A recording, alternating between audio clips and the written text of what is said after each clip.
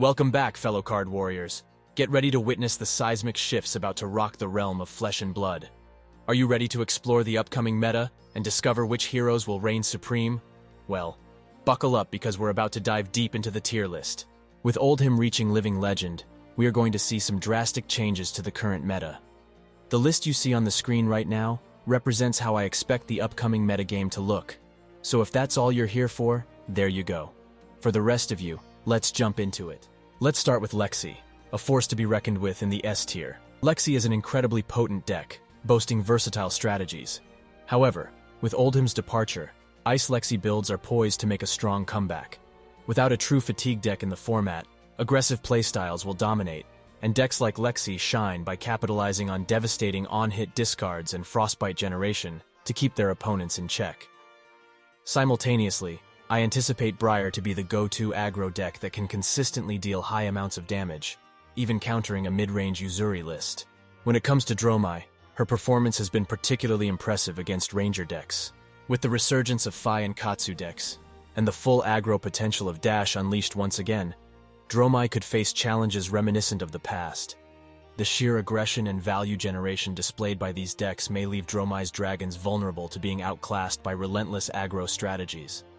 Despite her previous successes, Dromai will need to adapt and find innovative ways to contend with the newfound threats in the meta.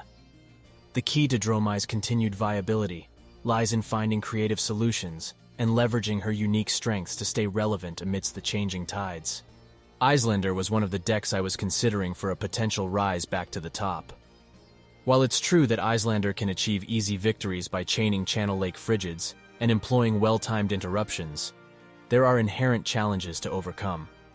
You can't get lucky every turn, and it will be challenging to keep relying on Icelander's ability to consistently counter aggressive decks.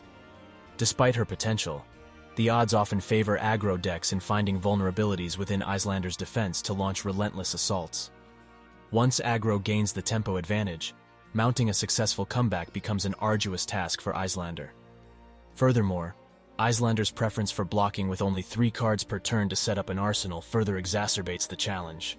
I've placed Azalea in the A tier. I might be completely wrong about Azalea though, because I do see it perform particularly well in most tournaments.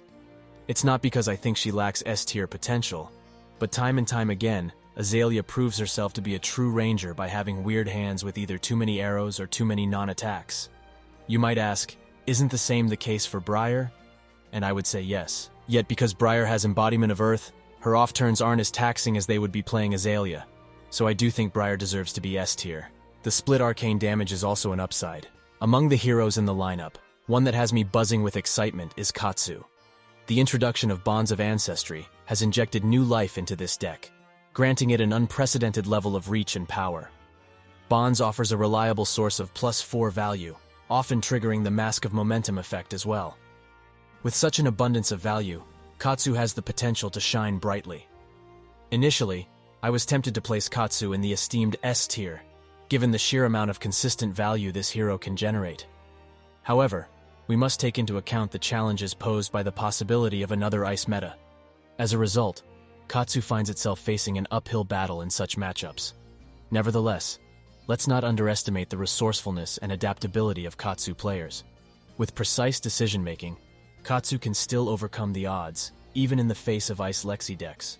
So, keep a close eye on the thrilling exploits of Katsu as players navigate the ever-evolving meta. Maybe there is even some room for Katsu to become a mid-range or control deck now that Oldhim is gone.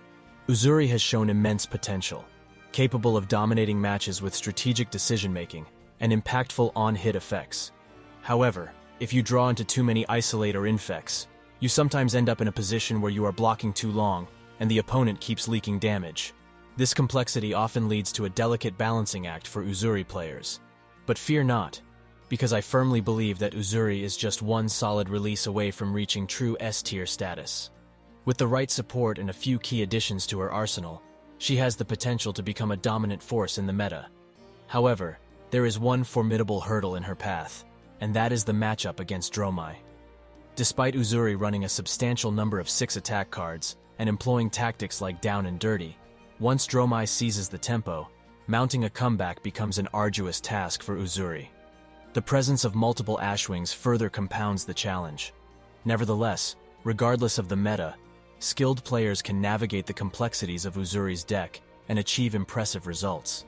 She possesses the tools and the potential to disrupt the meta and rise to the top. So, keep an eye on Uzuri's future releases, and let's see if she can overcome the Dromai obstacle and claim her rightful place among the S-tier heroes. Fi and Dash, the dynamic duo of Zoomer decks in Flesh and Blood, are set to maintain a solid position in the meta. When these decks hit their high rolls, there's little you can do to stop the onslaught of relentless high damage pressure. If you thrive on maintaining constant aggression and overwhelming your opponents, Fi and Dash are the perfect decks for you. However, it's important to keep in mind the challenges that lie ahead. The rise of Ice Lexi and Disruption decks poses a significant hurdle for Fi and Dash enthusiasts aiming for a top 8 finish. These decks require a bit less reliance on skill and more on luck, not only within the game itself, but also in terms of the heroes you match up against. While the excitement and explosive gameplay of Fi and Dash decks are undeniable, strategizing and adapting to the ever-changing meta become crucial for consistent success. So, brace yourself for thrilling battles, but remain mindful of the diverse counter-strategies that may be brought to the table. Maybe Control Dash will become an interesting anti-meta pick. The deck has proven itself worthy numerous times, and now with Oldhim gone, it may be a hidden S-tier hero. Now, you might be wondering about the tier placements and raising valid points of contention.